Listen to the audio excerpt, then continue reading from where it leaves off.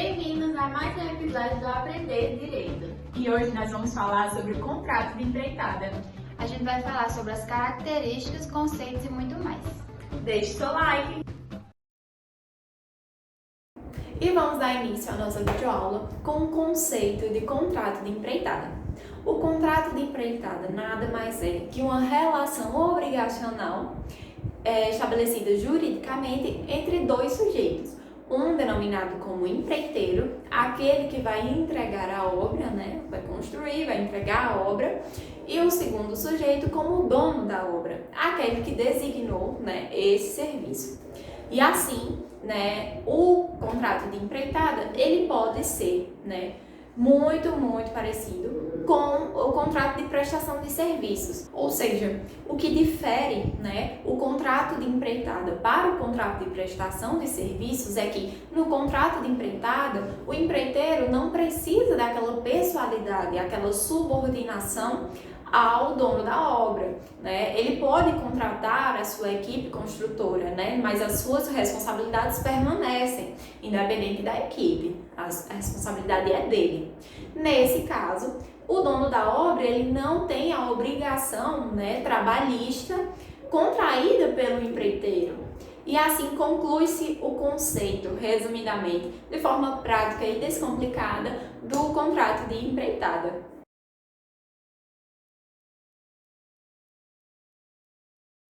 Agora eu vou falar sobre as características do contrato de empreitada. E a primeira característica e a principal é a obrigação bilateral, que gera obrigações dos dois lados. A obrigação do empreitor é de realizar e entregar o serviço, e a obrigação do dono é de pagar o preço que foi estipulado em contrato. Além de ser uma obrigação bilateral, é bilateral consensual. A simples manifestação gera o efeito jurídico do contrato. O contrato também é caracterizado como oneroso e gera obrigações para ambas as partes. E para finalizar, o trato tem que ser suscetivo, em regra, pode haver exceções. No trato suscetivo, o empreendedor vai ganhando, recebendo o seu valor de acordo com o avanço da obra.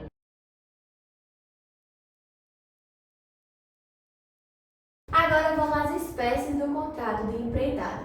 Nós temos 6 tipos de espécies. Eu dividi elas em 3 grupos. O primeiro grupo, nós vamos falar sobre a empreitada de mão de obra ou a empreitada mista.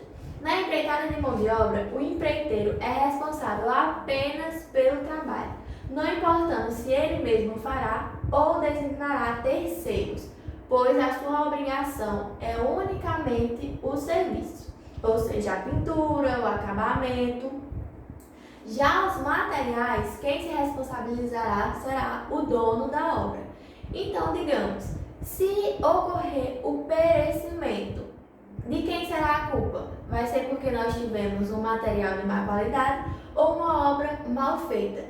Em regra, se ocorrer o perecimento, quem se responsabilizará será o dono da obra, podendo ele pagar remuneração ao empreiteiro.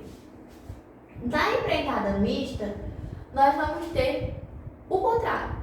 O empreiteiro vai ser responsável tanto pela obra quanto pelos materiais. Então, se ocorrer o perecimento da coisa, a responsabilidade vai ser total do empreiteiro. Com isso, ele vai poder perder o dinheiro que foi estabelecido e pode também pagar perdas e danos. No segundo grupo, nós temos a construção sob administração ou a empreitada propriamente dita. A construção sob administração se dará de qual forma? Por exemplo, eu sou o empreiteiro e Jaine é a dona da obra. Então, para que eu, Marta, continue a obra, é necessário que Jaine me forneça os materiais. Se ela não me fornecer os materiais, a obra vai ficar parada. E se ela me fornecer, eu vou dar continuidade ao andamento da obra. Já na empreitada propriamente dita, como eu vou ser responsável tanto pela construção Como pelos materiais, não vai ter isso. Eu não vou poder chegar para a Jaime e dizer: olha, a obra está atrasada porque não tem material. Aí ela vai olhar para mim e dizer: como assim? Se eu lhe dei o dinheiro para você comprar os materiais, todos os materiais têm que ser comprados.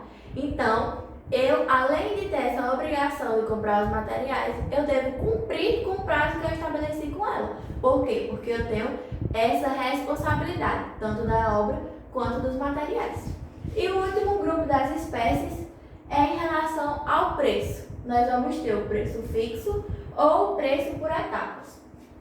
O preço fixo é aquele que já é designado no começo. Então, já ele me contratou e disse que ao finalizar a obra, eu receberia 50 mil reais. Já quando se trata de preço por etapas, já ele me contratou e disse assim: olha, quando você finalizar o banheiro, eu lhe dou 10 mil reais.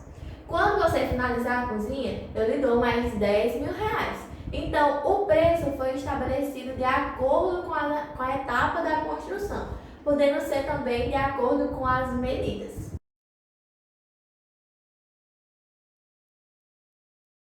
Características e recebimentos da obra. Em grandes projetos, geralmente, os empreiteiros eles recebem o valor de acordo com o andamento da obra. Medição é o termo utilizado para cada etapa do trabalho. Ao final de cada etapa, é previsto que seja paga a remuneração. Este artigo garante ao empreiteiro o direito, mesmo que não venha disposto no contrato. Esta norma é uma regra complementar, ou seja, vai depender das partes, porque elas podem agir de forma contrária a isso. O primeiro parágrafo dispõe que tudo que se é pago presume-se verificar, ou seja, quando o dono recebe e paga que aquilo que lhe é entregue presume-se verificado e em ordem. No entanto, se o empreiteiro não seguir as instruções ou as normas estabelecidas, poderá rejeitá-la. Assim, é importante a verificação da obra, pois quando ela é recebida como boa e perfeita, quem a encomendou não poderá fazer reclamações posteriormente, exceto quando for vícios redibitórios ou ocultos. Ainda no segundo parágrafo do artigo, tem um prazo decadencial de 30 dias para que o dono reclame do vício ou defeito da coisa.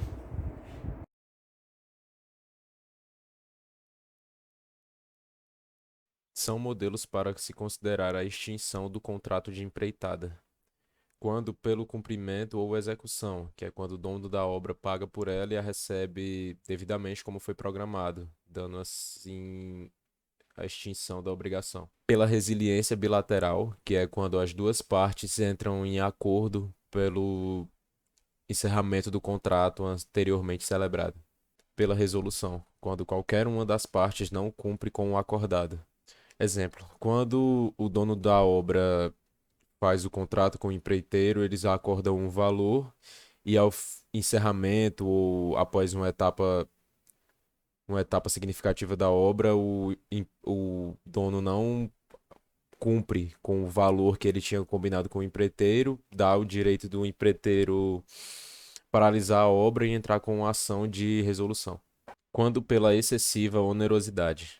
Quando por um fato imprevisível ou extraordinário não for possível dar continuidade ao contrato, porque ele encareceu demais sobre uma das partes ou favoreceu demasiadamente uma outra parte. Olá, eu venho aqui apresentar outras formas de extinção do contrato de empreitada. E entre elas está a resilição unilateral. A resilição unilateral ela pode vir de duas formas, tanto pelo próprio proprietário, pelo dono da obra, como pelo empreiteiro. Quando vinda pelo proprietário da obra, será quando o dono decide suspender a obra, mesmo ela tendo sido iniciada. E como ela tendo sido iniciada, o dono deverá remunerar o empreiteiro pelos serviços já prestados e como também ele deverá indenizar o empreiteiro pelos serviços que seriam prestados no decorrer da obra. Isso está prescrito no artigo 623 do Código Civil. E quando a resilição unilateral é feita pelo empreiteiro, é quando ele não dá motivo para suspender a obra. E quando suspensa, sem motivo algum, o empreiteiro deverá indenizar o proprietário pelos serviços que não foram prestados por ele. Ou seja, ele deverá indenizar o proprietário da obra por perdas e danos. É visto que a morte pode extinguir uma obrigação. Entretanto, aqui no contrato de empreitada, a morte só terá como motivo de extinção do contrato quando ela for de caráter personalíssimo, ou seja, somente eu posso realizar tal obrigação.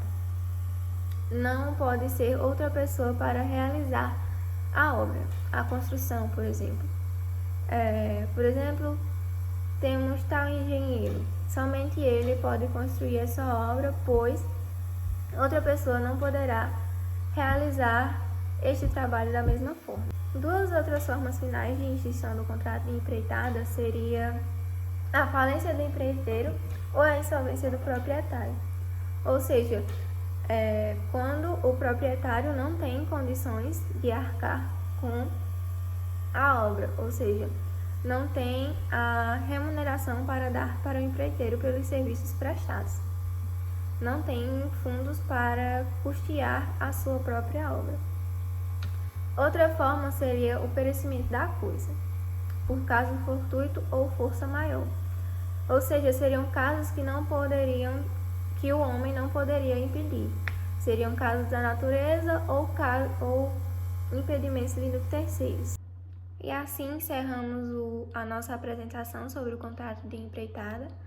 Esperamos que tenha ficado de forma bem sucinta, bem explicativa, bem clara e bem objetiva. Obrigada pela atenção.